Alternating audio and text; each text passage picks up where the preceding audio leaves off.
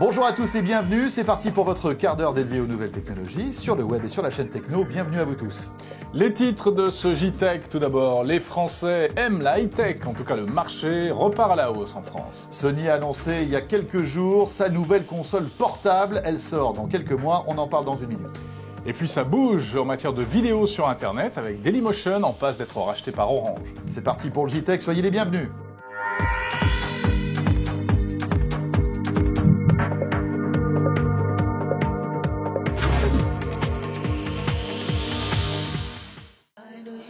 Le JTech avec Orange Innovation.tv, la web TV qui simplifie la vie numérique. 171 €, c'est le chiffre de la semaine. Je crois que c'était ton salaire au début. Horaire. Ah oui, Bien sûr. ouais, c'est pas mal. Non, c'est le budget moyen dépensé par chaque Français l'an dernier en high-tech. Et c'est un chiffre qui est plutôt pas mal par rapport aux années précédentes. Ça y est, on sort de la crise et on consomme nouvelles technologies. C'est ce qui ressort de ce panorama GfK qui sort comme chaque année. Ce panorama qui est là pour faire un point un petit peu sur tout ce qui s'est vendu dans le monde des nouvelles technologies pour l'année 2010. Alors, qu'est-ce qui a bien marché, qui n'a pas marché? L'une des surprises, ce sont notamment les tablettes. Oui. 435 000 tablettes vendues en 2010. On en prévoit même 1 million l'année prochaine. Un chiffre qui est pas mal, malgré tout, puisque c'est vrai que c'est un produit qui est sorti il n'y a même pas un an, finalement, en France. Oui. Mais alors, il n'y a pas que les tablettes, les télévisions, les smartphones. On fait le point avec le directeur. Ce sont les téléviseurs, avec un nouveau chiffre record, 8,5 millions de téléviseurs vendus. Ensuite, le gros succès de l'année a été les tablettes, qui se sont vendues massivement, notamment sur la fin de l'année, et qui ont, à elles seules, généré une croissance importante sur le marché de l'IT. Donc les tablettes. Dans les gros succès de l'année, on voit évidemment les smartphones qui ont rencontré un large public avec à peu près 35% des ventes en quantité de téléphones. Donc un énorme succès pour les smartphones qui ont vu leur progression continuer à croître. Également un énorme succès sur les ventes d'appareils de photo, réflexes. Quels sont les perdants de l'année 2010 ? Les perdants sont les baladeurs, les iPods, mais qui retrouvent quand même un nouveau souffle dans la maison. Et ils équipent maintenant les foyers en chaîne-hi-fi en quelque sorte. Donc pour écouter de la musique en balade, on se sert d'un téléphone mobile, on se sert moins d'un baladeur, mais le baladeur est quand même toujours utilisé pour devenir l'équipement audio de la maison, donc avec une très forte progression des docking stations aussi. Les GPS sont un peu en recul, en concurrence de la première montre sur les voitures et en concurrence des smartphones, parce que les smartphones sont beaucoup équipés de GPS, et les lecteurs de DVD classiques également en recul, le marché étant lui un peu saturé. On a beaucoup parlé de la télé 3D. Dans les faits, est-ce qu'elle a un peu percé en France ? La télé 3D est devenue une réalité. Elle a véritablement pris son essor sur novembre et décembre, 24 000 et 50 000 pièces respectivement. Il s'est vendu 120 000 télé 3D cette année. Alors c'est un semi-échec, un semi-succès.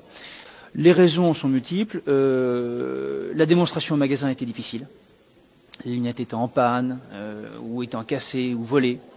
L'offre a mis du temps à se mettre en place des différents fabricants. Donc il y a une marque, puis deux marques, et puis trois marques. Mais les rayons étaient peu fournis en télévision 3D, donc n'incitait pas le consommateur à aller acheter une gamme fabriquée de 1 ou 2 ou maximum 3 modèles. Donc les fabricants maintenant sautent au point et les gammes sont larges. Troisième phénomène, et un petit peu embêtant, c'est que pour l'instant il n'y a pas encore beaucoup d'offres en matière de contenu. Donc les gens qui ont une télé 3D ne peuvent regarder que 10 films. Voilà ce qui a marché, ce qui n'a pas marché en 2010. Arrêtons-nous 2 secondes sur le chiffre des télévisions. 8,5 millions de téléviseurs vendus en France, c'est bien. François, comment expliquer ce chiffre? Eh bien tout simplement parce que la télévision est en train de changer en France. On passe de l'analogique au numérique et donc on en profite pour acheter une nouvelle télévision. Ça va être encore très bon pour cette année 2011. Mais quand en 2012 tout le monde sera passé à la TNT, les constructeurs s'attendent à une baisse importante des ventes de téléviseurs. Eh oui. Et puis alors la 3D, visiblement elle n'a pas décollé en 2010. Ce sera sans doute pour 2011. Merci d'être avec nous, c'est le JTech. On va parler maintenant console de jeux portable. C'est la saison. La semaine dernière, nous vous présentions la nouvelle 3DS, la console 3D donc de chez Nintendo. Eh bien Sony, ça y est, a sorti son arme, c'est la NGP. La NGP, ça veut dire Next Generation Portable, ça va succéder à la PSP, la PlayStation Portable. Bon, particularité de cette NGP, eh bien, contrairement à Nintendo, il n'y a pas de 3D. Il n'y a pas de 3D, mais elle est ultra communicante, avec du Wi-Fi, de la 3G, un écran OLED. La technologie OLED permet une restitution en fait, des images éblouissantes hein, sur un petit écran. Ce sera un écran de 5 pouces. Un écran tactile d'ailleurs, un écran on peut le tactile. préciser, ainsi que la face arrière de la console qui sera également tactile pour plus de fonctions spéciales liées au jeu. Oui, c'est pas mal ça, hein. C'est tout nouveau, hein, cette histoire de tactile.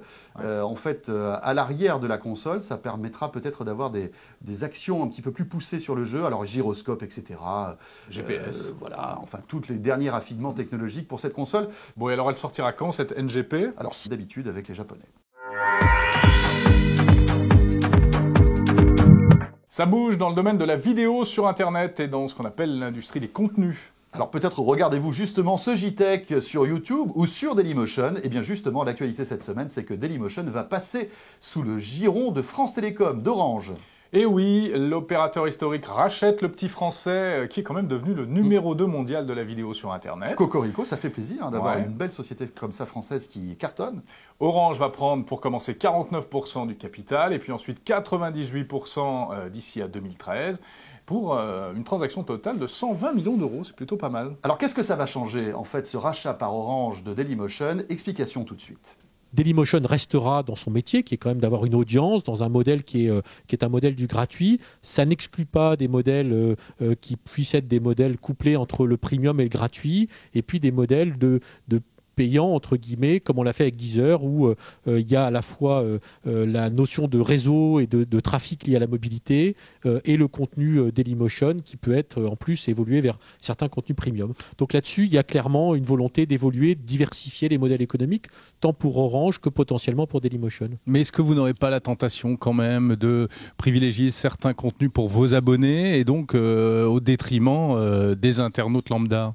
Clairement, il y a un débat qui a été ouvert sur la net neutralité, où les bases sont assez posées, hein, de non-discrimination, de reproductibilité. Est-ce que ça ne va pas créer peut-être des points de friction? Par exemple, Dailymotion est disponible sur la Freebox. Est-ce que demain, elle le sera encore? Ce qu'on va essayer de faire, c'est de démontrer et faire des choses différentes avec Dailymotion, mais c'est absolument pas exclusif du développement de Dailymotion avec d'autres partenaires. Et c'est j'allais dire, l'intérêt par ailleurs de France Télécom actionnaire de développer ce modèle-là en France et puis évidemment à l'étranger encore plus. Voilà une belle opération, alors en espérant que Dailymotion ne va pas pour autant être réservé aux abonnés d'Orange. Oui, tout à fait. Il va falloir qu'Orange fasse attention à cette fameuse neutralité du net qui est bien à la mode en ce moment. En bref, avant de refermer ce JTech, quelques infos rapides. Alors d'abord, l'arrivée en France d'une plateforme, mais c'est Sony. Voilà, à l'instar de Deezer ou Spotify, vous allez pouvoir maintenant, si vous avez des produits Sony récents, alors ça peut être téléviseur, smartphone, console de jeux, etc., lecteur Blu-ray connecté, avoir accès à tout un catalogue de musique qui fonctionnera par abonnement, hein, un peu le système habituel. Pour quelques euros par mois, vous pourrez écouter toute cette musique à volonté, mais elle ne vous appartiendra pas, vous la louerez en fait, cette musique.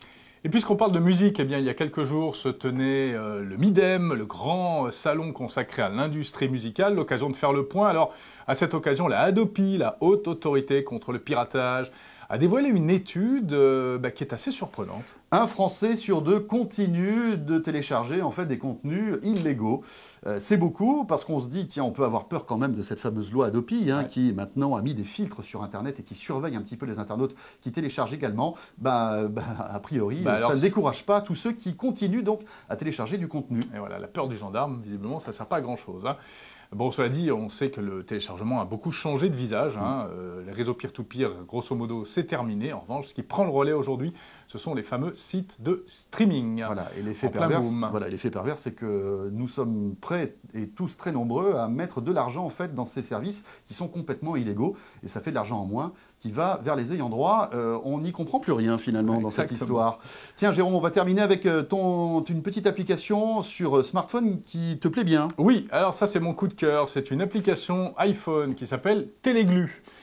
C'est quoi, ça permet de coller les choses? C'est exactement ça, c'est pour les gens qui sont collés à la télé, mais qui veulent en tirer vraiment le meilleur. C'est une application française. Alors pendant que vous regardez un programme télé, eh bien, vous vous connectez avec votre iPhone sur Téléglue, et vous savez immédiatement quels sont parmi vos amis ceux qui regardent le même programme que vous. Ou alors, vous pouvez voir quelles sont les émissions que vos amis sont en train de regarder. Et là, vous pouvez chatter avec eux, commenter l'émission à plusieurs. Téléglu est un service qui vous permet de savoir instantanément ce que regardent vos amis à la télévision et d'en discuter en direct avec eux. Vous découvrez tous les programmes qui passent actuellement à la télévision. Les badges verts vous indiquent immédiatement ce que vos amis sont en train de regarder. Une amie regarde le film sur Arte. Vous engagez la conversation avec elle. Ouais, c'est sympa ça. Déjà que devant la télé, la plupart du temps, on est déconcentré par plein de choses. Là, en plus, pendant un film, on va chatter et envoyer des commentaires. Oui, mais voilà. C'est sympa. Alors, tu sais quoi, je l'ai téléchargé ton appli parce que tu m'as dit que c'était bien. Alors, j'ai voulu justement discuter avec des gens et il n'y avait personne. Tu es sûr que ça a été lancé, ce système-là? Bien sûr, c'est tout neuf, ça vient oui, ça d'arriver. commence. Voilà, c'est une start-up française qui a lancé ça et je suis sûr que ça va marcher. Téléglu, donc voilà, c'est avec cette appli que se termine ce JTech. Merci de nous avoir suivis comme chaque semaine. Toute l'actualité des nouvelles techno, vous pouvez retrouver sur le site de la chaîne techno.com, sur TLM aussi, sur la TNT dans la région de Lyon. Et puis bien évidemment en podcast sur iTunes et sur les principaux agrégateurs de podcasts. Et on se retrouve évidemment samedi prochain. Salut à tous. Salut à tous.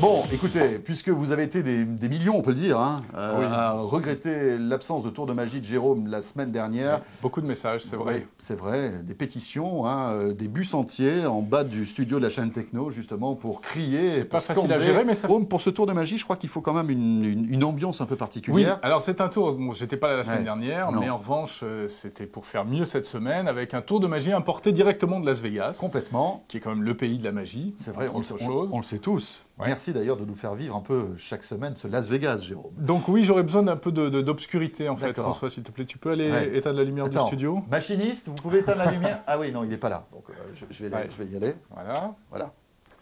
Donc vous inquiétez pas, vous voyez presque plus rien là, mais il faut être dans la pénombre pour voir ce tour de magie. Alors, attention. Voilà. Oh mon Dieu! Hop. Oh, qu'est-ce que c'est beau! Et là maintenant, regarde. Donc, je vais faire. Là, j'ai peur. Qu'est-ce que tu vas faire? Attention. Ouais. Hop, et voilà. Ah, je l'ai senti, tu sais, j'ai senti dans ma tête passer la lumière. Mesdames, messieurs, la lumière lui a enfin traversé le cerveau. Alors attends, parce que là, on va quand même... Voilà, on est de retour. C'était beau, quand même, comme tour de magie. Merci, Jérôme. Ouais, à la semaine prochaine. À la semaine prochaine. J'ai mal à l'oreille. Je sais pas pourquoi.